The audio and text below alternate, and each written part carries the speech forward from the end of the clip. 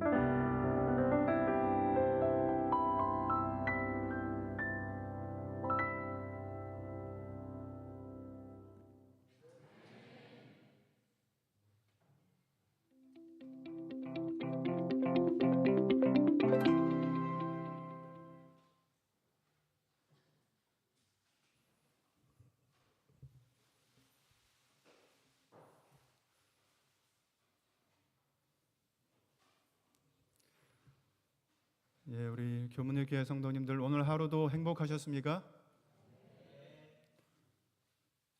교문의 교회 비전 첫 번째입니다.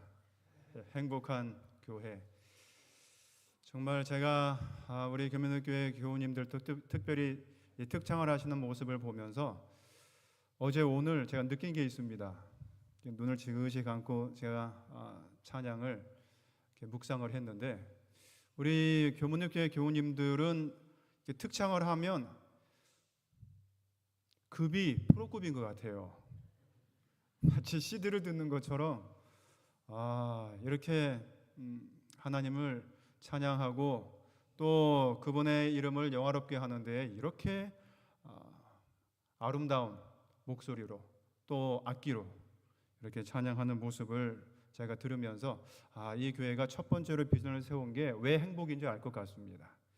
우리 사스반 교회, 우리 교문의 교회, 우리 교우님들, 예, 제가 항상 이게 입에 지금 붙어서, 예, 우리 교문의 교회, 우리 교우님들 정말 시편에 있는 간증처럼 이 나그네 된 세상에서 주의 율례가 나의 노래가 되었다고 하는 그 귀한 간증과 또 마음의 다짐이 우리 교문의 교회, 우리 교우님들의 간증이 되시기를 간절히 바랍니다.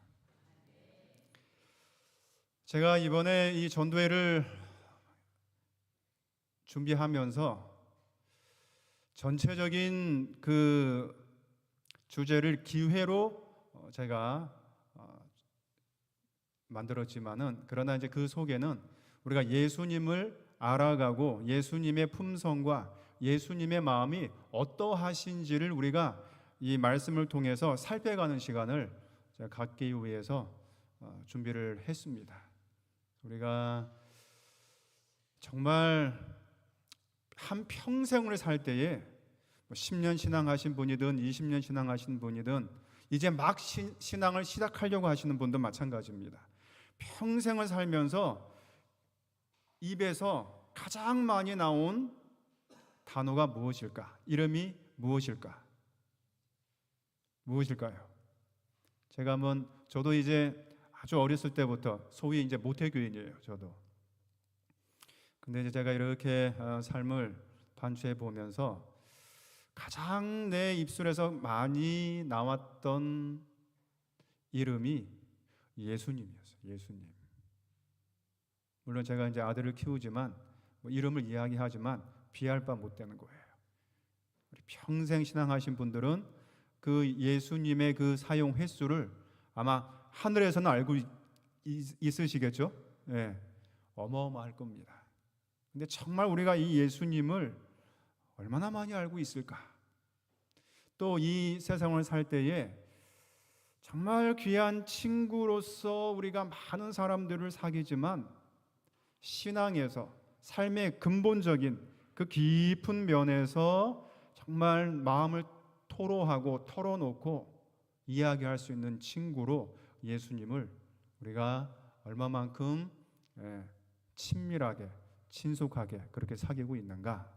또 이제 신앙을 막 시작하려고 하는 분은 이제 그런 예수님을 이번 일주일을 통해서 알아갔으면 좋겠습니다. 오늘은 내 처지가 힘들어 보일 때입니다. 그 뇌를 연구하는 학자들, 과학자들이 하는 말이 있습니다. 뇌를 이렇게 연구를 하는 사람들이 이야기를 하는데 공통된 이야기가 있어요. 그게 뭐냐면 인생은 항상 성공만을 가지고 살아갈 수 없다고 하는 거예요. 고통도 만나고 난관도 만나고 어려움도 만나고 그런다는 거예요. 그래서 이 뇌과학자들은 그들이 우스갯소리로 그렇게 이야기한다 그래요. 이게 악담이라고, 악담. 그런데 그게 진실이라고 그렇게 이야기합니다. 왜 그런지도 제가 조금 이따가 좀 말씀을 드리겠습니다. 그만큼 우리의 삶이 지금뿐만이 아니에요. 정말 척박하고 힘들고 어렵습니다. 한 번도 고통의 아픔의 터널을 지난 일 없이 인생을 살아온 사람은 없어요. 그건 우리가 이 뇌의 기록에 다 나와 있어요. 이럴 때에 우리가 정말 이렇게 힘든 세상에서 내 삶이, 내 가정이 정말 이 힘든 그 풍파를 겪으면서도 어떻게 떨어지지 아니하고 좌절되지 아니하고 산산조각 나지 아니하고 더 힘있게 걸어갈 수 있을까? 그것이 이번 주에 우리가 살펴보게 될 주제입니다. 여기 1994년도에 프랑스의 계몽주의 철학자가 있습니다. 볼테르라고 하는 사람이에요. 이 사람이 이런 말을 했어요. 제가 이 글을 읽고서 몇 번을 읽어봤습니다. 이게 무슨 뜻이지? 도대체 이 철학자는 무엇을 염두에 두고 이야기하는 것이지? 뭐라고 이야기했습니까? 역사가 반복되는 것이 아니다. 사람이 반복하는 것이다. 뭔가 굉장히 깊은 의미를 가지고 있는 명제인 것 같아요. 그렇죠? 역사가 반복되는 것이 아니고 사실은 사람이 반복하는 것이다. 그래서 제가 언뜻 이해가 되지 않아서 이 역사에다가 인생이라는 말로 한번 집어넣어 봤어요. 인생이 반복되는 것이 아니라 사람이 반복되는 것이다 하는 겁니다.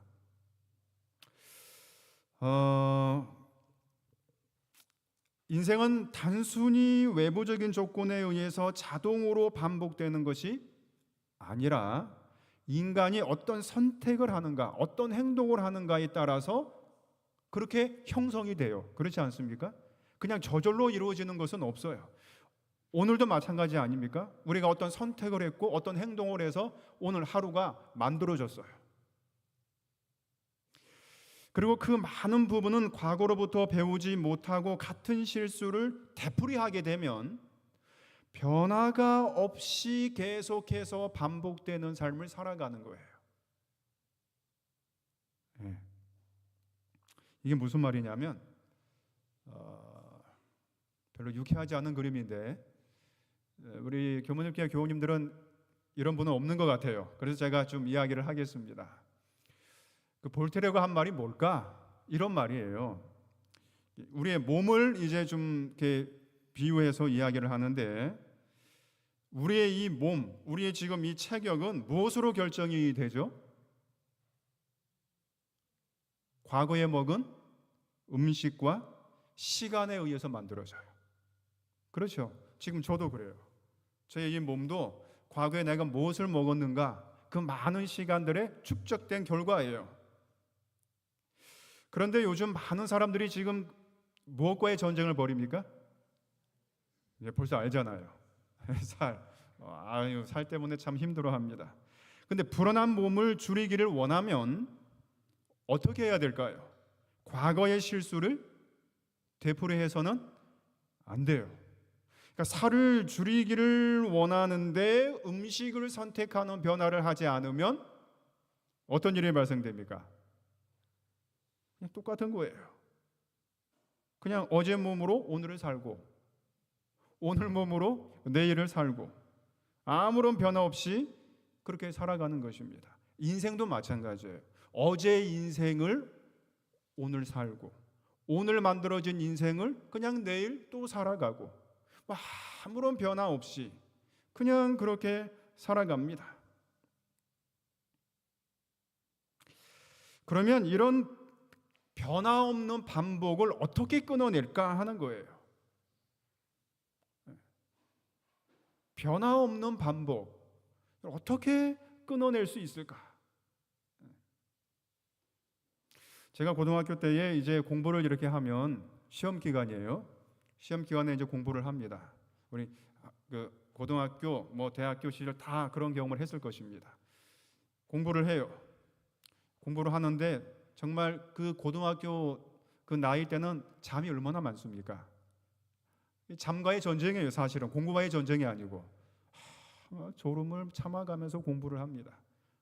10시, 11시, 12시 이렇게 해요. 그러면 12시쯤 되면 어떤 생각이 드냐면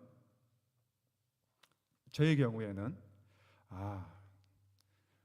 내일 내가 4시에 일어나가지고 공부를 하면 4시, 5시, 6시, 7시 4시간을 보니까 내가 4시에 일어나야 되겠다. 그런 생각을 해요. 그리고는 잠을 잡니다. 아주 편안하게 잠을 자요. 4시가 됐어요. 알람 소리가 들립니다. 제가 돌이켜보니까 4시에 딱 일어나서 공부했던 적이 없어요. 네. 안 되는 거예요. 그냥 알람 끄고 또 자요. 6시, 7시. 그 다음 날은 어떻게 할까요, 제가?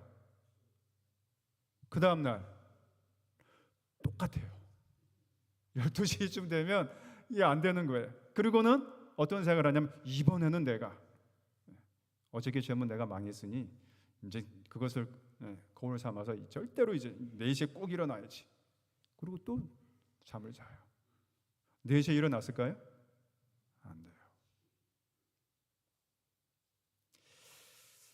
우리의 삶이 정말 지금보다 더 낫고 어제보다 더 성장되고 더 발전되고 더 나은 더 행복한 그런 삶은 누구나 다 원하는데 안 돼요. 왜 안 될까? 과거로부터 배우지 못하고 같은 실수를 계속 반복하는 거예요. 그럼 이걸 어떻게 끊어내야 되지? 볼테르가 답을 준 거예요. 사람이 반복을 하니까 누가 끊어내야 됩니까? 결국은 사람이 끊어내야 돼요. 계속 의미 없는 반복된 생활을 사람이 끊어내야 합니다.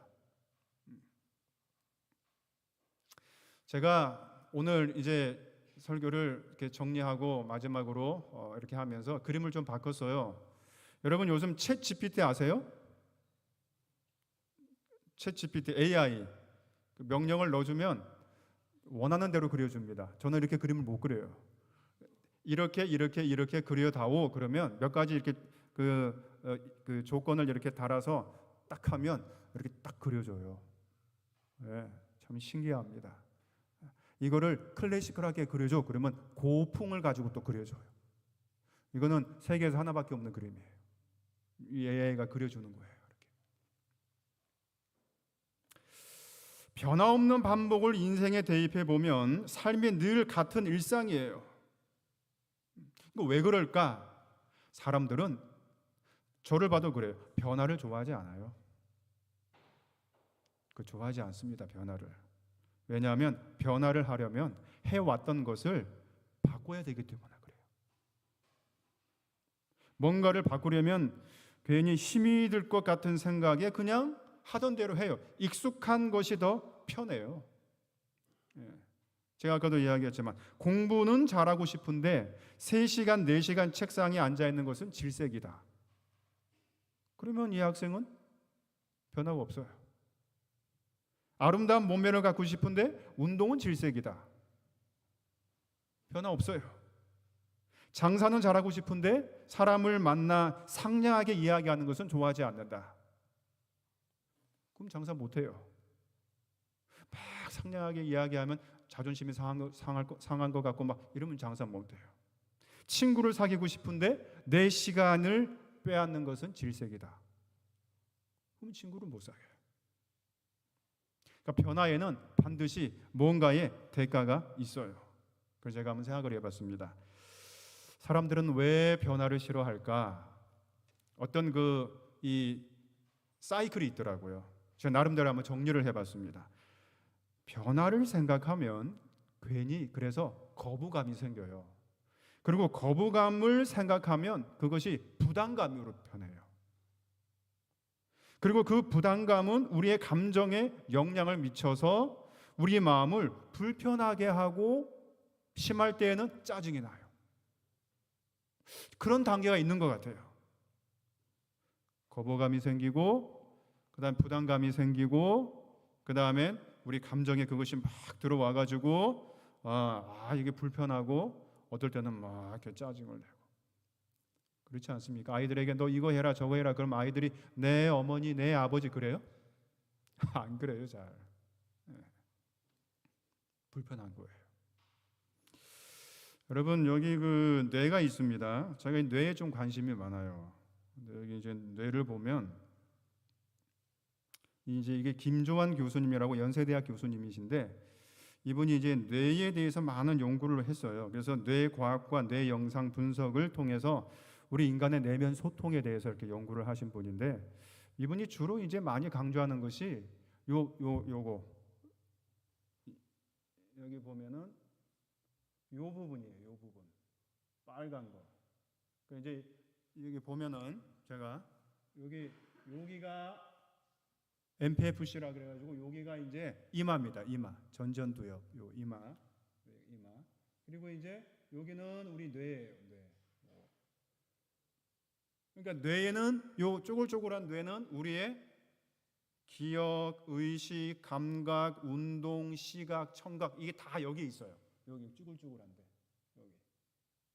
그리고 여기는 어디냐면 우리의 이 귀, 여기 머리 그 안에 여기 뒤쪽 해가지고 그 안으로 쭉 들어가면 정수리에서 그 깊은 곳에 있는 곳인데 여기에 소위 기억을 담당하는 해마가 있어요. 해마 여기 해마입니다.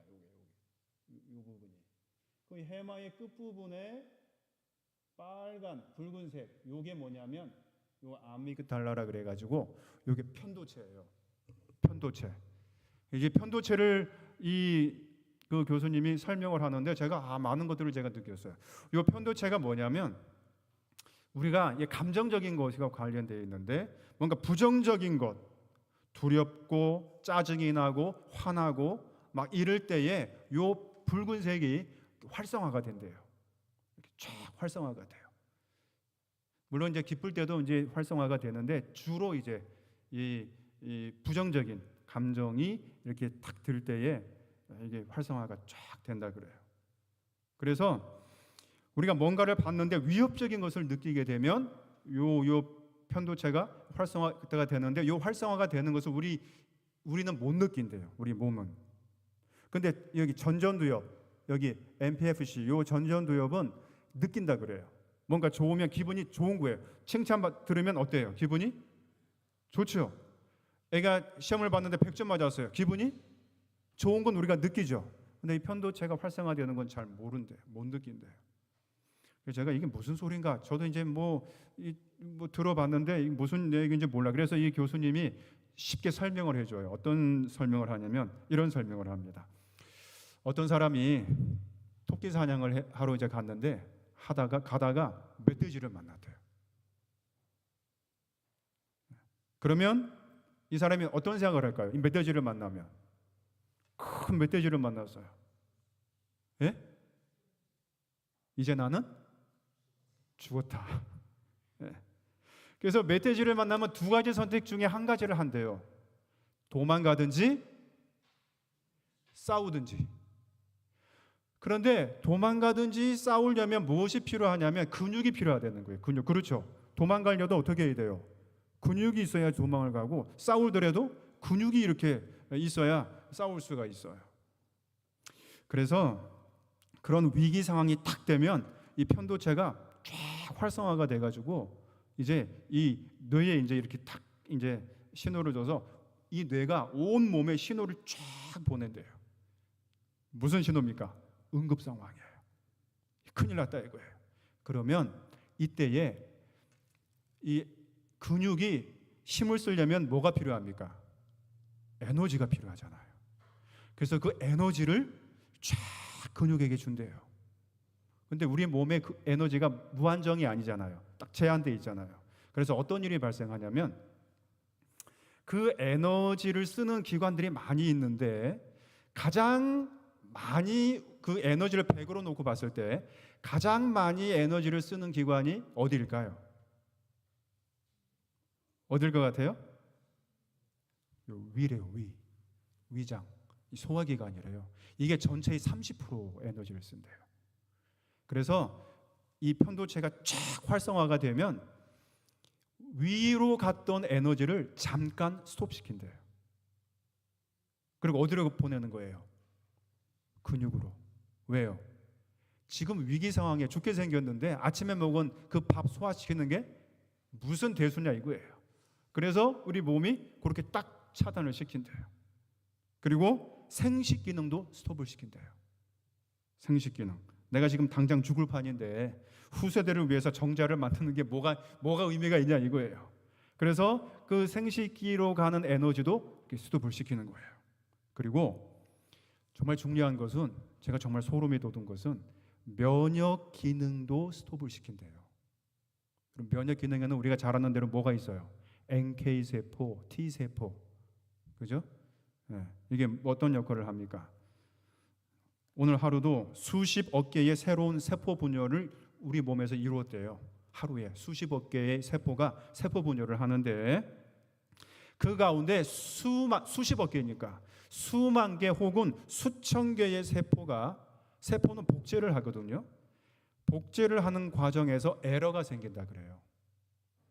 에러가 생기면 대부분의 세포는 그냥 자체적으로 죽는데, 그렇게 죽지 않고 이상하게 맛이 간 세포가 복제를 하지 않고 그냥 자기가 그냥 이렇게 증식을 해요.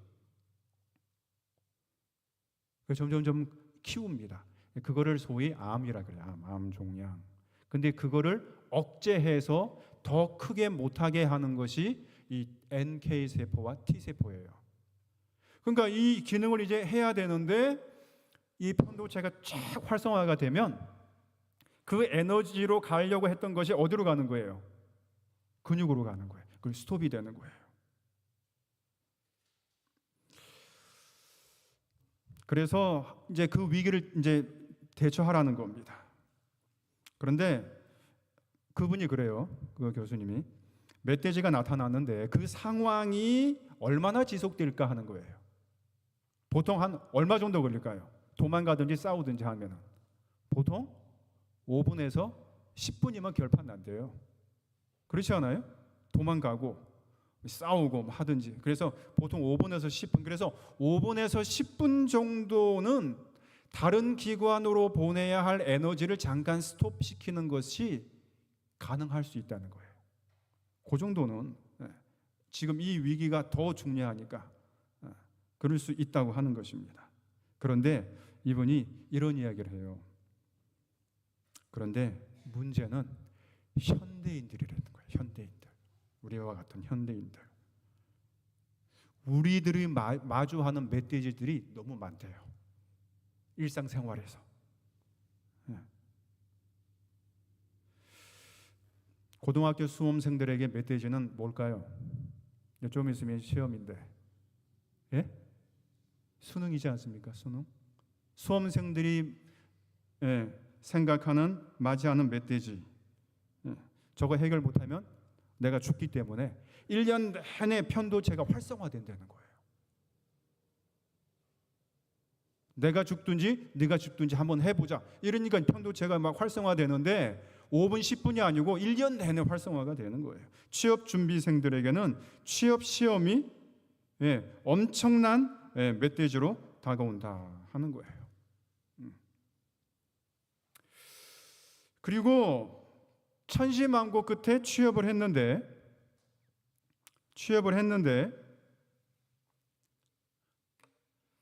직장에 갔어요.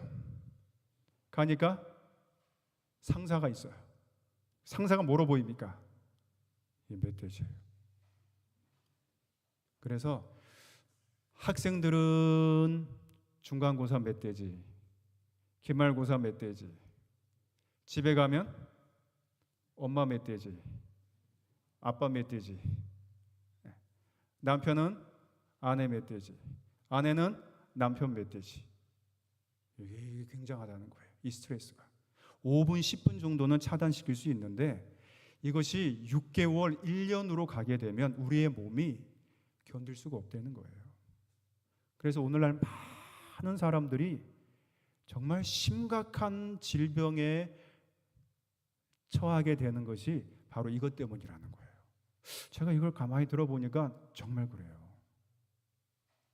우리 정말 이 세상, 이 현대를 살아가는 21세기를 살아가는, 특별히 2024년을 살아가는 오늘 우리들에게 이런 일들이 너무 많은 거예요. 그러니까 잠깐 위기를 모면하고 그 다음에 해결하고 쉬어야 되는데 그러지를 못해요. 끊임없이 이 편도체가 활성화가 돼가지고 다른 기능을 다 스톱을 시키는 거예요. 이게 오늘 우리들의 삶이에요. 그래서 어떤 사람은 그런 그 편도체 활성화에 감당이 안 돼서 병으로 이제 나타나요. 견디지를 못하는 겁니다. 몸이. 사랑하는 우리 성도 여러분, 정말 우리가 살아가는 이 삶이 이렇다면 우리는 어디에서 쉼을 얻고 어디에서 우리는 평안을 누릴 수 있을까 하는 겁니다. 끊임없이 일어나는 이런 많은 불안과 고통과 아픔과, 그래서 삶이 숨이 차다는 말을 많이 들어봤어요. 제가 삶이 숨이 차요. 견뎌낼 수가 없는 것입니다. 얼마나 힘든지.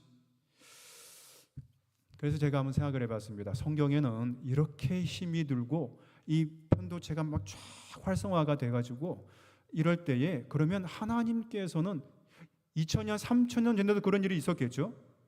그렇지 않습니까? 그들도 밥을 먹고 그들도 생활하고 그들도 농사짓고 똑같아요.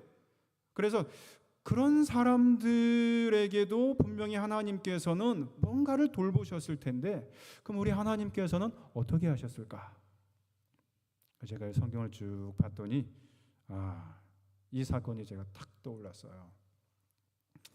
우리가 잘 아는 대로 이스라엘 백성들이 한때, 이제 잘 모르시는 분들을 위해서 제가 잠깐 설명을 드리는데, 이스라엘 백성들이 한때 이집트에서 한 400여 년 동안 종살이 했습니다.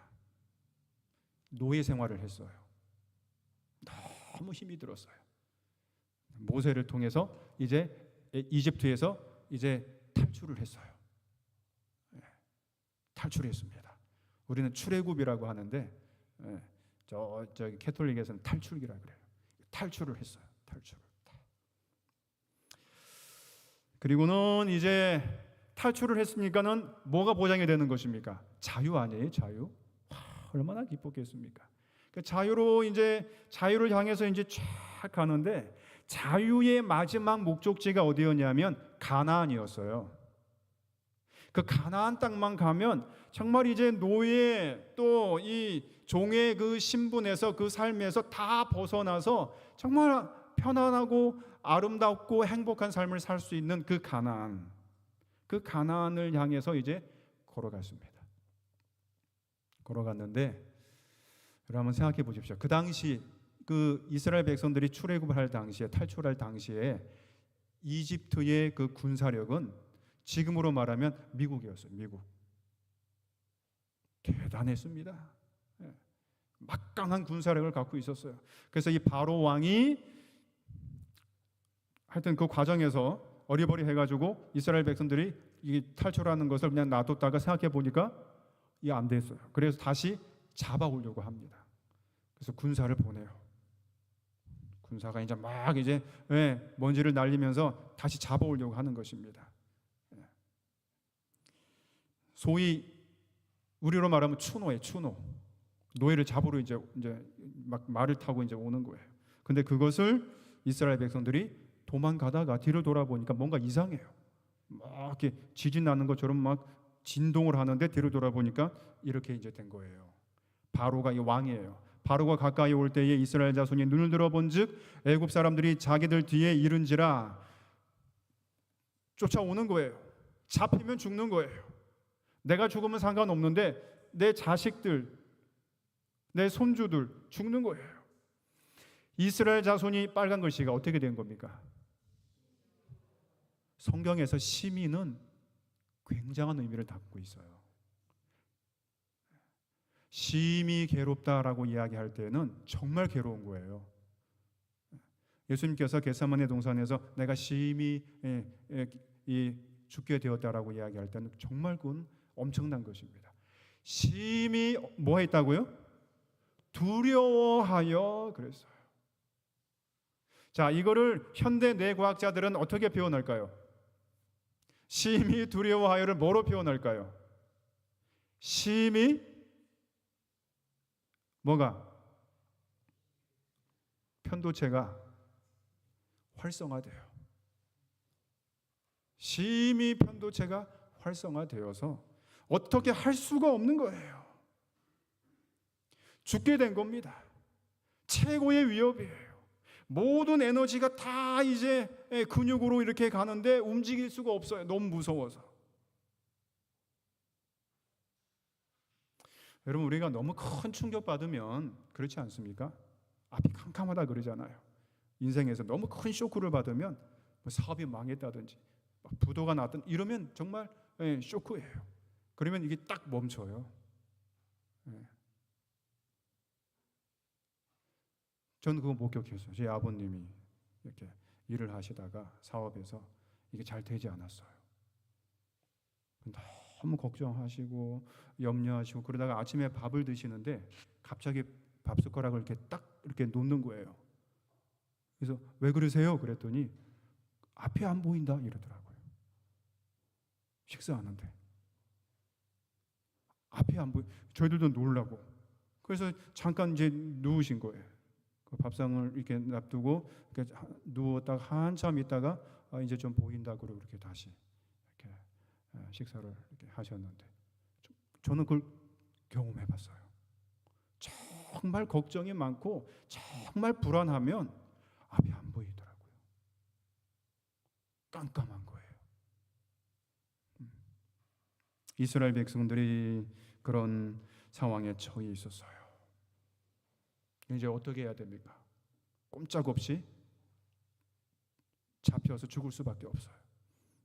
그때에 우리 주님께서 이렇게 하십니다. 여기 이스라엘 진압해 가던 하나님의 사자. 하나님의 사자는 여호와의 사자라고도 하고 이거를 이제 성경에서 쭉 연구를 해보면 제2인격을 가지신 하나님이에요. 예수님이에요. 예수 그리스도. 예수 그리스도가 그들의 뒤로 옮겨가서, 그러니까 예수님께서 앞장서서 그들을 인도했어요. 이제 나를 따라오너라. 그러고는 이제 앞장서서 쭉 갔는데 바로의 군대가 막 쫓아오니까 이제 예수님이 그 구름 기둥을 가지고 이제 쭉 이제 앞으로 가다가 예수님이 어떻게 했어요? 그들의 뒤로 옮겨가니까 구름 기둥도 앞에서 예수님을 따라서 옮겨갔어요. 그리고 그 뒤로 옮겨 애굽 진과 이스라엘 진 사이에 이르러 서니 그 다음에 뭐라고 되어 있습니까? 저쪽에는 흑암이 있고 이쪽에는 밤이 밝음으로 밤새도록 저쪽이 이쪽에 가까이 못하였더라.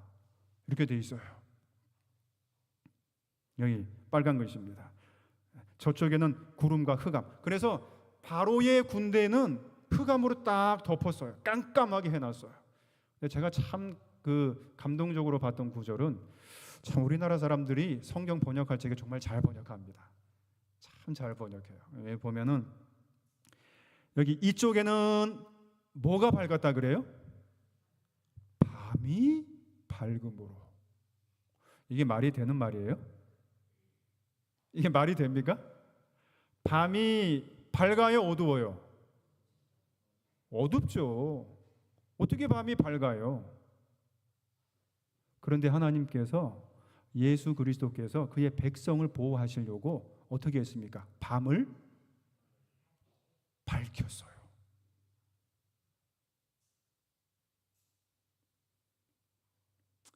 참 감동적입니다. 밤을 밝혔어요. 사랑하는 성도 여러분, 우리들에게도 어두운 밤이 있지 않습니까? 앞이 캄캄하다고 말하면서 탄식할 때가 있어요. 내가 이제 앞으로 어떻게 살아가야 되지? 저희 아버지가 했던 것처럼, 생각했던 것처럼 이제 앞으로 어떻게 살아가야 되지? 너무 두려워서 눈물이 날 때가 있어요. 우리 인생을 살아보면서 그거 한 번도 경험하지 못한 사람은 없을 거예요. 내가 이제 어떻게 살아야 되냐? 내가 이래가지고 어떻게 밥을 먹고 자녀를 교육시키고 어떻게 살아야 되냐? 너무 두렵고 무서워서 눈물이 날 때가 있어요. 그때 우리 하나님께서 어떻게 하시는 거예요? 우리의 밤을 밝혀주셔요. 우리가 걸음을 걸을 적에 깜깜한, 칠흑같이 깜깜할 때는 우리의 걸음이 얼마나 불안한지 몰라요. 부딪히고 넘어지고 그래요. 근데 그 밤을 밝히는데 어떻게 밝히셨습니까? 파란 글씨,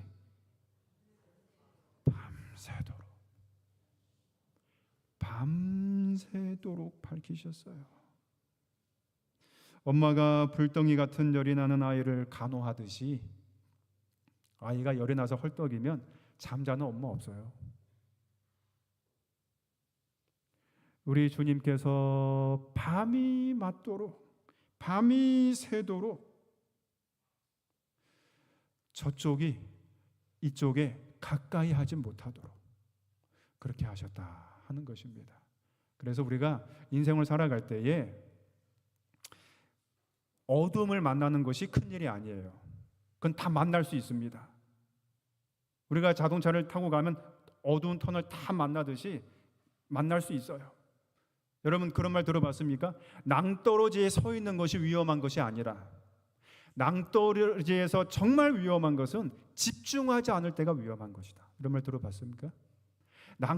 낭떠러지에 서 있는 거 위험한 거 아니에요. 정말 위험한 것은 낭떠러지에서 집중하지 않을 때예요. 우리가 다 삶의 낭떠러지에 서 있는 적이 얼마나 많이 있습니까? 그게 위험한 게 아니에요. 그게 문제가 아니에요. 정말 그때에 우리의 밤이 예수 그리스도의 빛으로 환해졌는가 안 해졌는가, 거기서 환해지지 않으면 그게 문제가 있는 거예요.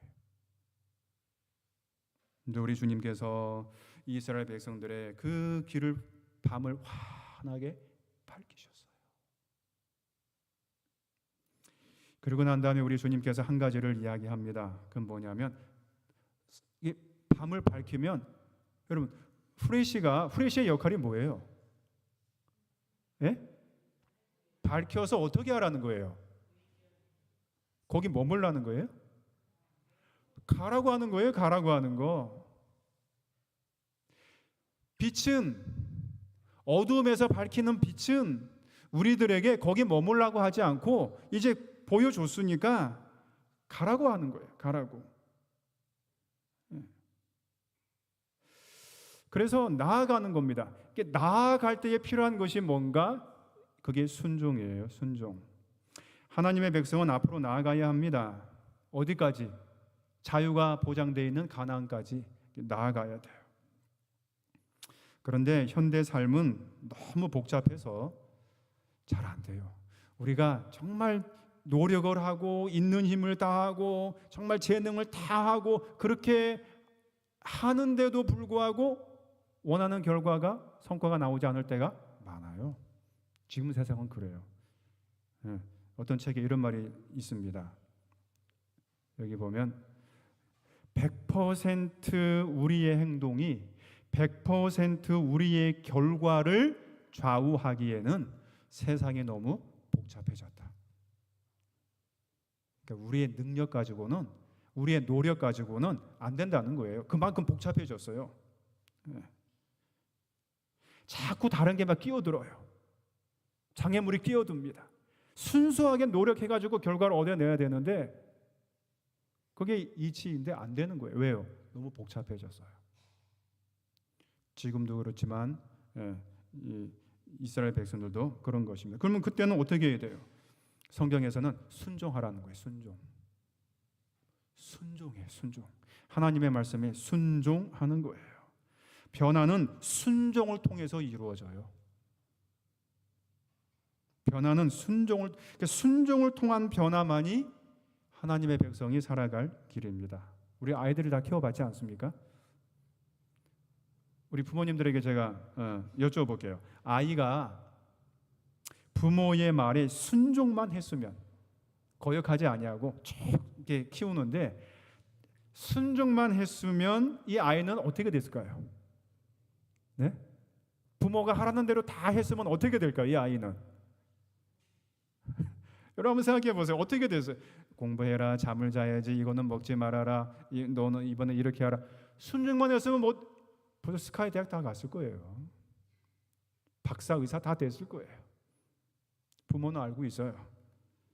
그런데 자녀들이 그렇게 순종하던가요? 안 돼요. 제 자식도 그래요. 부모가 하라는 대로만 했다라면 전혀 달라졌을 텐데, 게임 좀 하지 말아야지, 네 어머니 안 하면, 그렇죠? 너무 놀지 말고 이제 공부 좀 해야지, 네 어머니. 순종만 했으면 우리 자녀들이 어떻게 됐을까요? 제가 자녀를 키워보니까 하나님의 마음을 제가 좀 알 것 같아요. 하나님께서 말씀을 하실 때에 우리가 순종만 했다면 내 지금 모습이 어땠을까? 신앙이 그런 겁니다. 신앙의 힘은 다른 데서 나오지 않아요. 하나님 말씀을 순종하는 데서 나와요. 정말 그렇습니까? 정말 그래요. 여기 보세요. 이제 출애굽을 이렇게 할 때에 여기 뭐라 그랬냐면, 여호와께서 모세에게 이르시되 너는 어찌하여 내게 부르시느냐, 이스라엘 자손에게 어떻게 했어요? 명하여 앞으로 나아가게 하라 그랬어요. 그리고 뭐라고 이야기하냐면, 이제 홍해가 이렇게 있으니까 모세에게 뭐라 그랬습니까? 지팡이를 들고 손을 바다 위로 내밀어 그것이 갈라지도록 하라. 그리고는 그렇게 하라 그랬어요. 지팡이로 그 홍해를 가리키라 그랬어요. 그러면 모세는 뭐만 하면 되는 거예요? 지팡이를 가지고 홍해를 이렇게 가리키면 돼요. 그건 뭐 하는 거예요? 순종하는 거죠. 근데 정말 제가 신앙의 중요한 원칙을 하나 좀 말씀드릴게요. 우리가 순종을 잘 하지 않으려고 하는 것은 뭐 때문에 그러냐면, 순종을 내가 하겠습니다 그러면 내가 다 처음부터 끝까지 해야 되는 거 아니야? 그래서 제일 안 할 때가 많아요. 그렇죠? 그 순종하면은 내가 이거 다 맡아가지고 해야 되는데 이거 너무 하기 싫거든요. 근데 성경에서 이야기하는 순종은 이겁니다. 인간이 하나님의 말씀을 순종하면 하나님께서 일을 하시는 거예요. 이상하죠? 순종하는 사람이 해야 되는데 일을 성경은 그렇게 이야기하지 않고, 인간이 하나님의 말씀에 순종을 하면 그 다음에는 하나님이 일을 하시는 거예요. 하나님이. 그래서 하라고 하는 거예요. 그래서 하나님의 명령에는 약속이 있어요. 정말 그렇습니까? 여기 그렇게 이야기했잖아요. 모세가 바다 위로 손을 내밀매 어떻게 했어요? 그 다음에는 그렇게 순종을 했더니 그 다음에는 여호와께서 큰 동풍이 밤새도록 바닷물을 물러가게 하시니. 누가 일했어요? 누가 일을 했습니까? 모세가 일했어요? 하나님이 일했어요. 하나님이. 우리가 하나님의 말씀에 순종하면, 그래서 지팡이를 이렇게 가리키기만 하면 밤새도록 하나님께서 일을 하시는 거예요. 밤새도록.